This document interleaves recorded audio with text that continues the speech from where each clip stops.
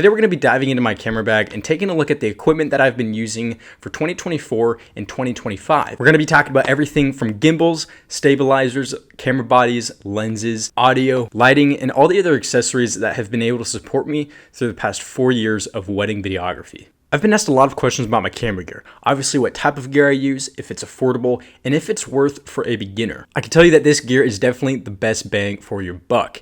I've been able to capture some beautiful shots throughout the years while still maintaining a good budget for my gear. So if this is something that you're interested in, please subscribe and let's take a look at what is inside my camera bag. I'm feeling like a brand new me.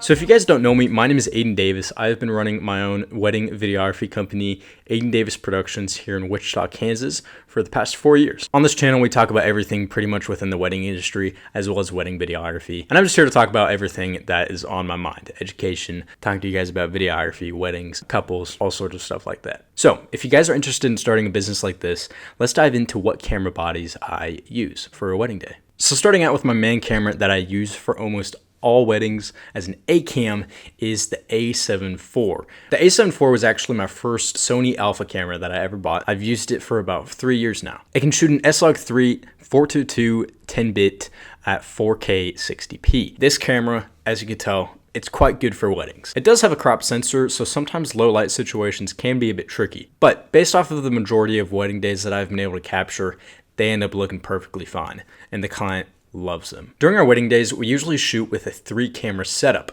or at least for the ceremony.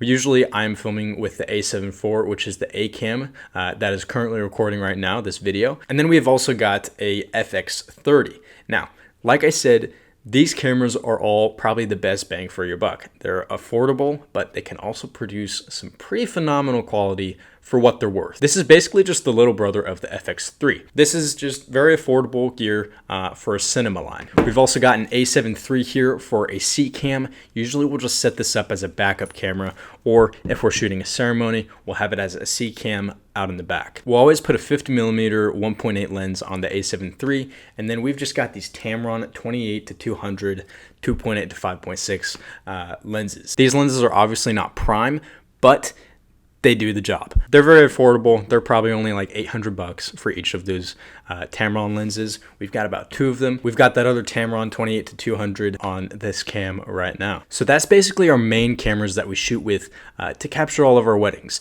Here in the future, we will be looking to upgrade to full frame sensors, but right now, we are doing just fine with these crop sensors. Moving on to probably the second most important thing you need during your wedding day, and something that is actually crucial to have is audio. So the first piece of gear that I would actually recommend buying for audio is lav mics. We have got 2 Tascam DR10Ls. These do a phenomenal job of capturing audio from either the groom or whoever the officiant is. They're very small.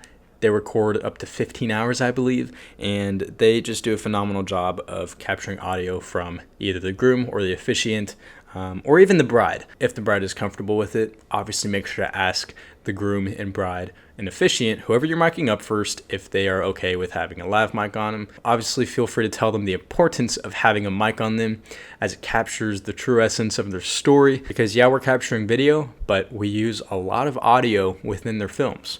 So this is just a great way to capture those moments for during the ceremony, their vows, especially their first looks. Now, you can always hide these mics either behind their ties, their collar, or you could just clip it to the lapel. Usually we just clip it to the lapel, but we're actually getting ready to get some little lapel attachments to hide these mics, because obviously we don't want the photographer stressing out about editing these mics out of their shots, and a lot of the times they just won't bother. So it's just considerate, and it just looks phenomenal. And the nice thing about these is they can record in 2 separate tracks in 15-minute intervals, which is usually what we do. One with about -12 decibels and then one at 0 decibels. So that's just nice to have in case you experience any peaking or anything like that. You can synchronize the audio and match the levels to make sure your audio is sounding nice The third piece of audio I recommend investing in is an audio recorder. We are currently using the H1N and then the H5. We are actually using the H5 right now to record this video. It's just plugged into this mic with a USB and then a 1/4 inch. This is just a little handy recorder. It's awesome. It's affordable. It's great for starters. So this is kind of like the first generation of Zoom recorders. Usually these things have a little adjustment on how many decibels you can be recording on. We have this at level usually 5 or 6, and we just manually record that. We'll just plug it in through an XLR cable and then a 1/4 inch, and we'll just plug that into the speaker, capture audio through the DJ's speaker system or the venues if they got systems with speakers.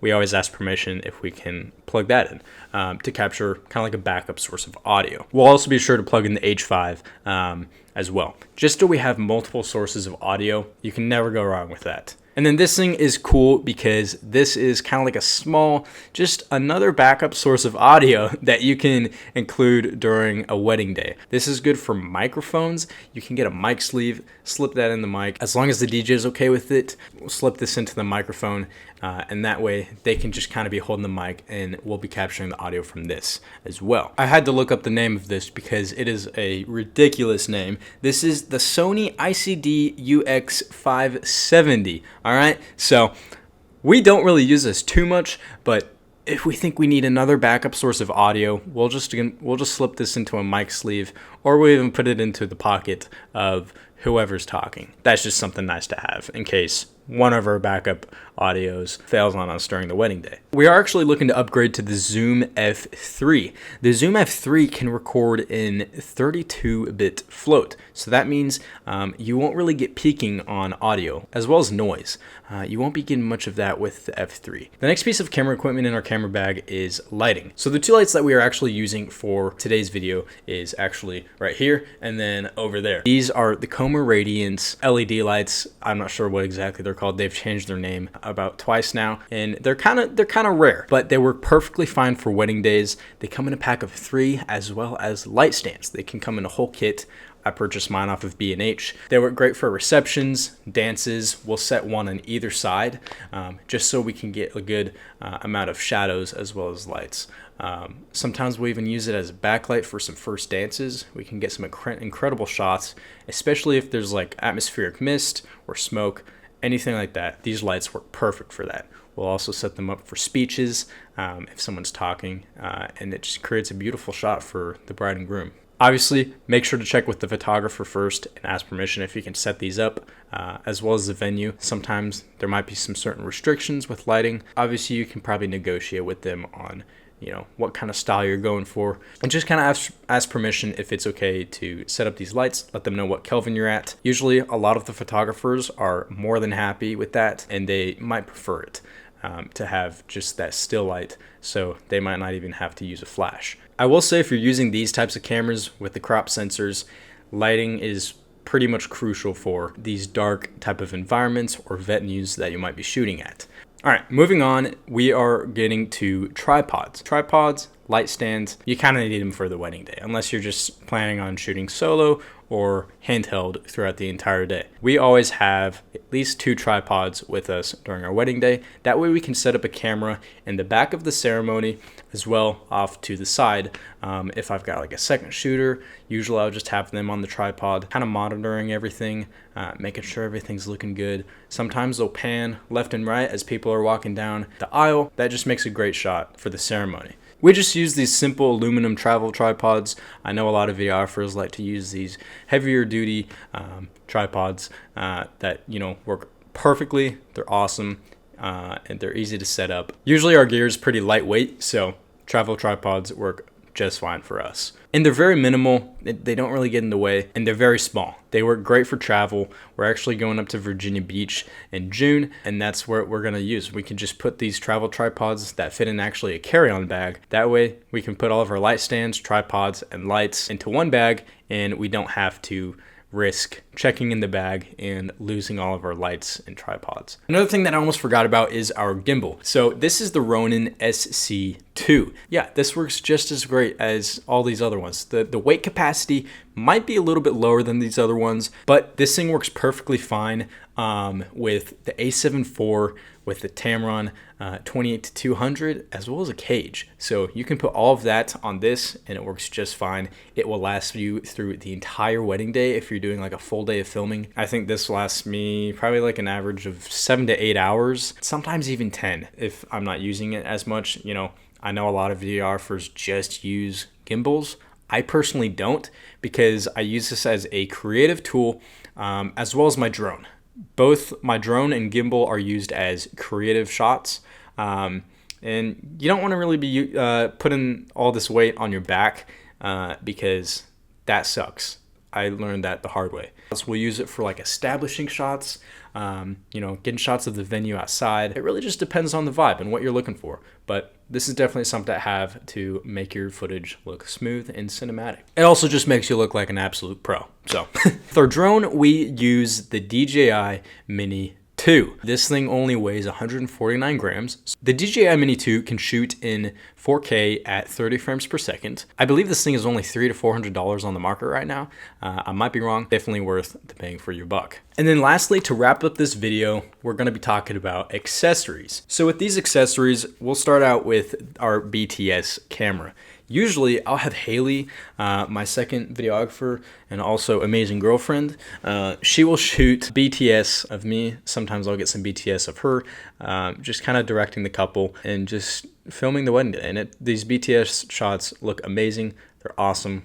We love getting some BTS shots for our social media. We also use the Insta360. This is the X3. There's another version called the X4, and that can shoot, I believe, at 8K. This thing can only shoot at like 5K or something. Only 5K, I know, right? This thing works great for BTS, and sometimes it can get some pretty hysterical shots. But this is great if you guys want to capture audio of you kind of directing the couple. We use this as kind of like a POV angle of our camera, kind of what we're working with. So this is just a simple Insta360 camera that we use for BTS. You don't need it. It's just kind of funny to use for social media. Another thing we bring is these cheap headphones. These are basically $5, and we use these for all of our recorders just to make sure our sounds are, if I can get this thing untangled, that would be awesome. This is, every videographer can tell you that, you know, God dang it. Anyways, those are just some cheap headphones that we use to plug into our recorders and make sure that the audio levels are sounding right. That's kind of what I was talking about with the audio levels peaking because we were recording in manual. We just want to make sure the audio levels aren't peaking, so we'll adjust that dial on the recorders, making sure everything's sounding right. We'll go up to the DJ. We'll just ask them permission if we can plug in to their speakers. Then we'll test the audio levels with those cheap headphones. You could just plug them through the headphone jack, through the recorders, test it out, see if it's sounding okay. So yeah, that's just kind of how we test our audio and make sure everything is sounding good through our manual recordings through our recorders. Obviously, something that you need that's essential is SD cards. All right, we've got a whole pack of SD cards here that we always carry on with us. Usually we keep it in our camera bag because we don't want it to get lost. This one has like a Velcro thing that you can carry on with you. I don't do that anymore because one time I almost lost this because it fell off my belt and I was terrified. Did you get me HGOT? I did. Oh my gosh. I'm recording a video right now. Everyone, this is Haley. You can't see her right now. She got me some H2OT. Free promo. Mango. Oh my goodness. That's awesome. You're welcome. Thank you so much. Oakley's excited to see you. With our SD cards for video, we're usually shooting in 4K, so we want to make sure we at least have these V60s. A lot of people shoot in V90s, but actually V60s can work perfectly fine if you're shooting 4K. A lot of videographers use ProGrade or even like the heavy-duty Sony SD cards. So these are just the Lexar Professional SD cards. It's got about 128 gigabytes on each card, and that lasts us pretty much throughout the entire day. Sometimes we'll have to do a card swap and swap out the cards and just make sure We are not losing any space. So for the total of 3 cameras, we have actually got around, let's see, I think like 12 to 14 SD cards that all just kind of fit into here, and it works great. And then lastly, we're talking about ND filters. This is just a simple platinum 67mm ND filter for the camera that fits our Tamron 28-200. And we'll put those on our cameras to make sure that we are not cranking up the shutter too high. I know a lot of videographers are like, doesn't matter, crank up the shutter. But personally, if it's like super bright out, we'll slap one of those on at least our main camera. If it's kind of shady out, if it's not too bright outside, we'll probably bump up the shutter to around 200, sometimes even 500. Honestly, it just depends on the look you're going for. It doesn't really matter too much. Lastly, I've got a MacBook Pro. This is basically what I use to run my entire business. All my systems, automations, CRMs, emails, editing softwares, all of that stuff is on this one computer, the MacBook Pro 2021 version M1. This thing works perfectly fine on 16 gigabytes of memory. You do kind of got to get some fast SD drives with that, or SSD drives to work your project files off of. I usually work with the SanDisk SSD 1 to 2 terabytes, and those are perfectly fine. They're fast, they're pretty affordable. It gets the job done. So far, I haven't had any failures with these drives, and they were great. I love them. They're great for travel, they're small, they're compact, and they're safe. Back behind my desk, I've actually got 2 Easy Store 8 to 16 terabytes that I use as backups. And after every single wedding, I just use those as a backup drives. I always export them to those first, and then I export them to my project drives. Highly recommend getting some Easy Store drives, some SSDs, some SanDisk, 1 to 2 terabytes, usually over 1,000 megabits per second. Work perfectly fine. I know those drives over there run at about 200 megabits per second, and they're kind of slow. If you're trying to work a project off of that, your computer will likely crash if you were working off of those. So highly recommend getting some SanDisk SSDs, and that should get the job done perfectly fine. I think that wraps up the video, guys. If you guys enjoyed this, if you guys found it helpful, please feel free to subscribe, leave a like, and even comment on what you thought about this setup. If you think I should add anything, if you guys got any questions, feel free to comment whatever you guys want, and I'd be happy to answer them. Make sure to stay tuned for next week, as I'll be going over all of my CRMs, everything that I use online to run my business with like softwares like Honeybook, QuickBooks, and then editing. So if you're interested on that, on how I run my business on my computer, feel free to stay tuned, and we will have that uploaded next week. Wow.